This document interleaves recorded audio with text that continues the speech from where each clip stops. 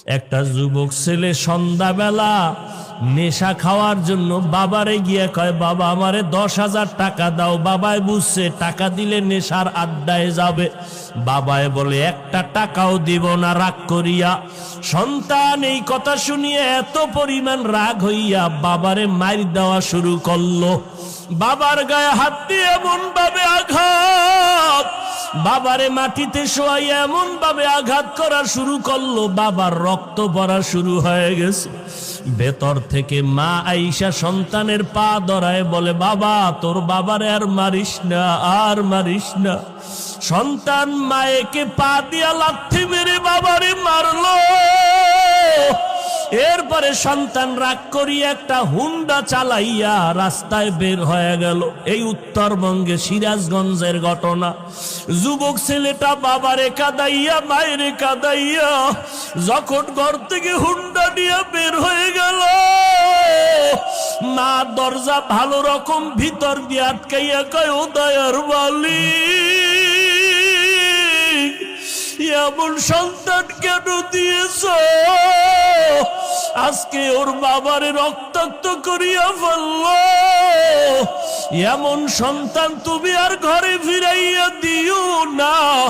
আমি মাকে লাথি মারিয়া চলিয়া গেল, আমি মা মরিয়া গেল আর দরজা খুলব না। ও আল্লাহ, আমার এই সন্তান আর লাগবে না। আল্লাহর কুদরত, বাবায় কান্দে, মা কান্না করে। মা আবার ডাক দিয়ে, আল্লাহ ওর কপালে যদি হেদায়েত থাকে দাও, না হয় ধ্বংস করে দাও। ওই ছেলেটা যাইতেছিল কোথায়? বন্ধুদের আড্ডায়। হঠাৎ দেখে রাস্তার পাশে ওয়াজ মাহফিল চলে। একজন আল্লাহর ওলি বয়ান করে। বয়ানে দাঁড়ায় দাঁড়ায় 2 মিনিট শুনলো। শুইনা দেখে দিলটার মধ্যে একটু মায়া লাগছে। হুন্ডা তালা দিয়া বয়ানে বসলো পেছনে।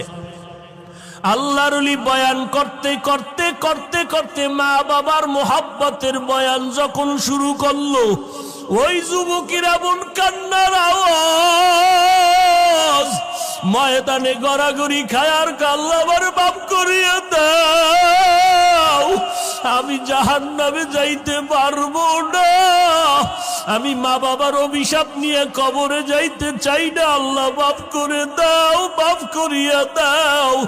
এই ছেলেটা এত কান্না শুরু করলো, ময়দানে সবার নজর ভরিয়া গেল। মোনাজাতের পরে ওই ছেলেটারে সবাই ধরিয়া হুজুরের কাছে নিয়ে আসলো। আল্লাহর ওলি কয়, বাবা তুই এত কাঁদো কেন? কয়, হুজুর একটু দোয়া করি না, আমি হতভাগা, আমি আমার মা বাবারে কাঁদাইছি, আমারে আল্লাহ মাফ করবে নি, হুজুর একটু দোয়া করেন। হুজুরে মাথায় হাত দিয়া বলে, বাবা যা, তোর মা বাবার কাছে পায়ে ধইরা তাড়াতাড়ি মাপ চা।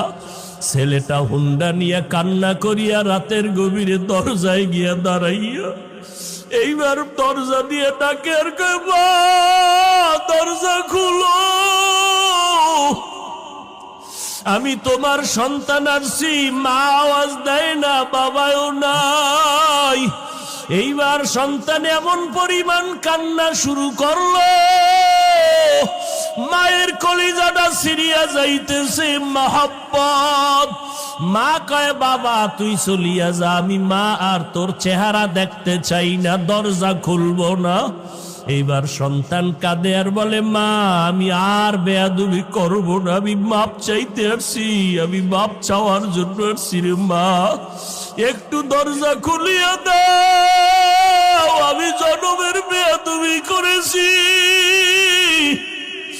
মা তুমি একটু আমারে মাপ চাওয়ার সুযোগ দাও।